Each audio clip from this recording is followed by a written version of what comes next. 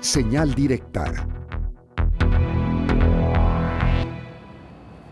Agradecemos el que continúe con nosotros.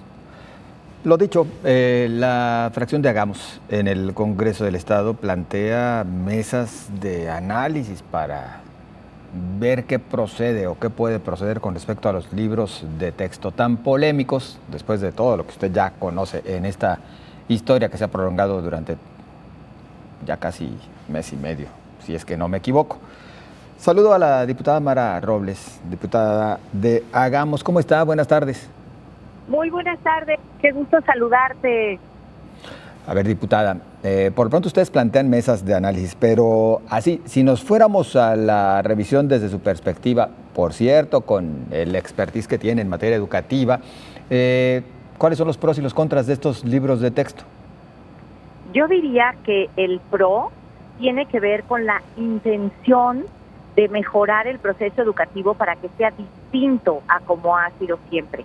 Pero el contra tiene que ver con que no se siguió el proceso legal que tiene que ocurrir para que los profesores, los padres de familia y los propios niños tengan información sobre qué va a pasar con ellos en la escuela. Fíjate bien, el artículo 3º constitucional dice que los libros de texto tienen que ser congruentes con los programas y también, desde luego, con el plan de estudios. Y que esto se tiene que hacer en la federación. Después, lo que ocurrió es que los libros de texto salieron antes que los programas. Entonces, es algo ilógico. O sea, no puedes poner la carreta delante de quien va a jalar la carreta.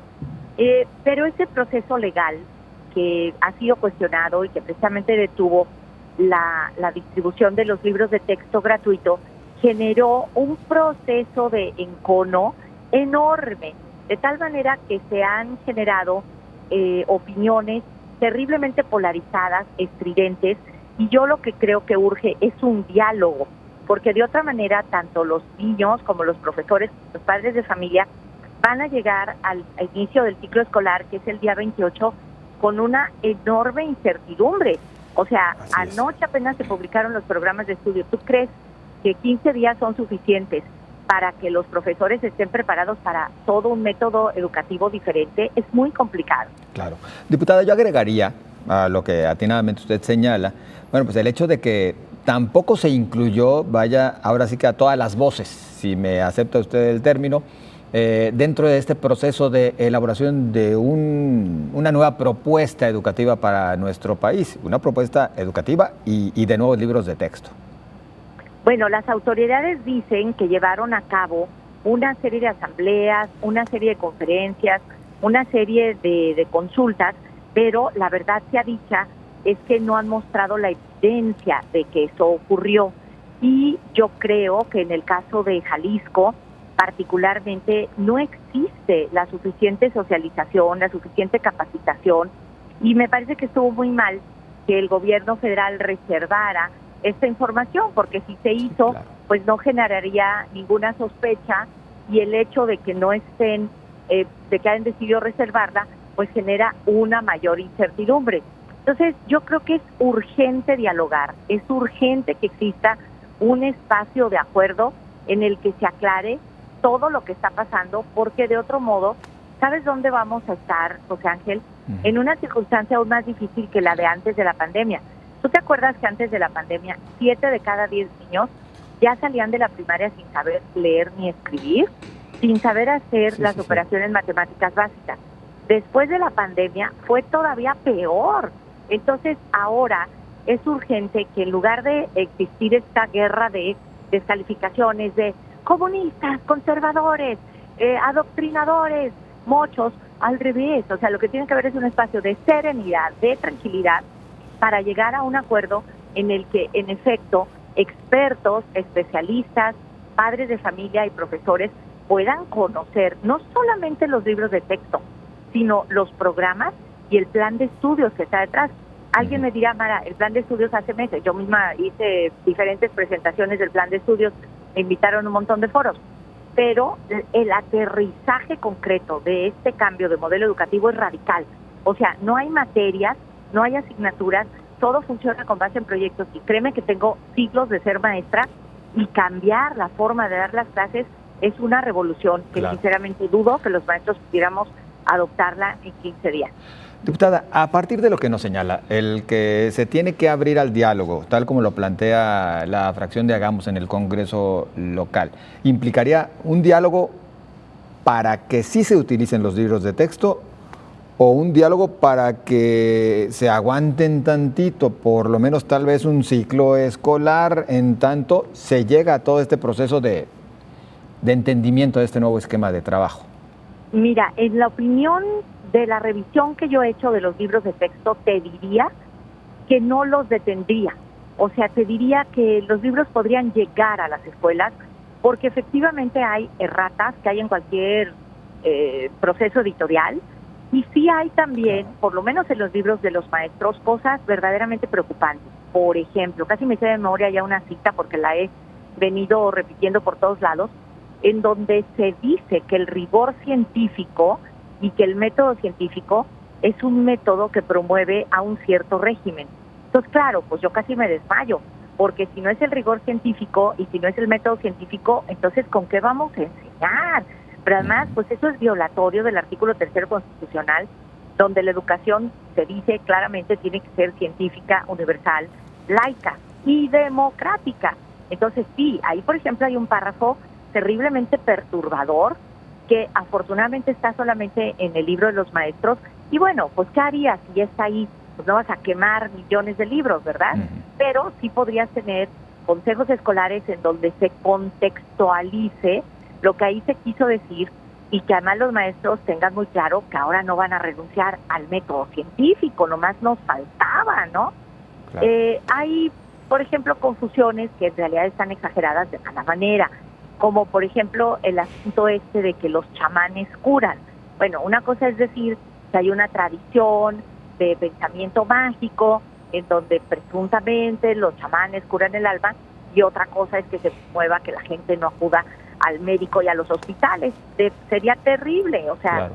si de por sí tenemos una educación para la salud terriblemente precaria, imagínate. Entonces yo digo, yo, si a mí me preguntas mi opinión personalísima, con todo lo que ya he estudiado hasta ahorita, no pensaría que detener los libros de texto sea la solución, pero lo que yo propongo es mucho más difícil, que es que realmente lo que separe sea el carro de creer que los maestros van a poder con esta carga de manera automática. Fíjate, otra cosa, José Ángel, usted dice que el aula no debe ser el centro, sino la comunidad. ¿Tú crees que en este momento la comunidad de Lagos de Moreno está como para que sus niños de primaria anden todos danzando por la calle como si nada? No, definitivamente. Pues no, ¿verdad? Entonces, tiene que ser matizado, tiene que ser analizado, pero para eso hace falta que se dejen de dar de escobazos los unos contra los otros y que más bien usemos las escobas para barrer la basura de la discusión y para encontrar un camino sensato, responsable y serio para brindar educación de calidad. Esa es otra de las cosas que también está muy preocupante. Ahí se dice que el centro de la enseñanza no tiene que ser la calidad y también se dice que no se tiene que educar para el trabajo. Yo digo, a ver, espera, calidad, o sea, educación sin calidad es demagogia. Claro que tiene que haber calidad. O sea, si no hay calidad, bueno, por Dios, entonces ¿cómo? Y por otro lado, ¿cómo que no vamos a educar para el trabajo? Digo, si viviéramos en el paraíso, pues yo encantada. Exacto. Pero vivimos en una sociedad capitalista en donde tenemos que trabajar para tener techo, para tener ropa, para tener transporte, para comer.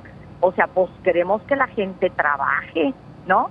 Cierto. Entonces, todos esos quizá dislates, quizá esas exageraciones, quizá esos errores, que a lo mejor no son errores de forma, sino de interpretación, pues deben ser matizados, tienen que ser aclarados. Y la única forma de matizar eso y de arreglarlo, como te dije, pues no es a catobrazos, sino tiene que haber un espacio de serenidad. Y por eso nosotros creemos que debe comparecer en el Congreso del Estado el secretario de Educación, el secretario de Innovación, todo el sistema de mejora continua de la educación, y también debe comparecer el Consejo Ciudadano, de tal manera que entre todos tengamos una solución sensata, razonable y pues yo diría que científica. Claro. Diputada, de repente yo, entre tanta polémica, sigo con mis conjeturas personales y lo enfatizo, de que hasta esto fue motivado a propósito, ¿no? Tal polémica motivada a propósito, quién sabe con qué fines, pero insisto, este es un mal pensamiento personal. Pero lo que sí le preguntaría, más allá de posturas, inquietudes que sí existen, y tal vez algunas legítimas o por lo menos respetables, de que si se está ideologizando o tratando de ideologizar a los niños, que si se está induciendo un lenguaje no tan adecuado por aquello del dijistes y demás, o que si se mete la educación sexual, y esto es muy peligroso, insisto, que terminarían siendo tal vez sí posturas respetables, pero que tendrían que salvarse de otra manera. La ausencia de las ciencias y particularmente de las matemáticas o reducidas a su mínima expresión, ¿esto qué le invita a usted a reflexionar? A ver, se dice, y lo dice nada menos que Ángel Díaz Barriga, o sea, el asesor de la nueva escuela mexicana y quien está dando la cara por la Secretaría de Educación Pública, no es un improvisado, o sea, te diría que casi la familia Díaz Barriga es la aristocracia de la pedagogía, o sea, es gente muy preparada y muy valiosa. Entonces, para empezar habría que reconocer eso, a ver, quien hizo el planteamiento no es un don nadie, o sea, es Ángel Díaz Barriga. Y con Ángel Díaz Barriga, pues por supuesto que se puede razonar, y yo no creo bajo ninguna circunstancia de que Ángel Díaz Barriga cuestionara el método científico, o sea, es un investigador emérito Smith del Instituto de Investigaciones Educativas de la UNAM, o sea, en serio es la creme de la creme.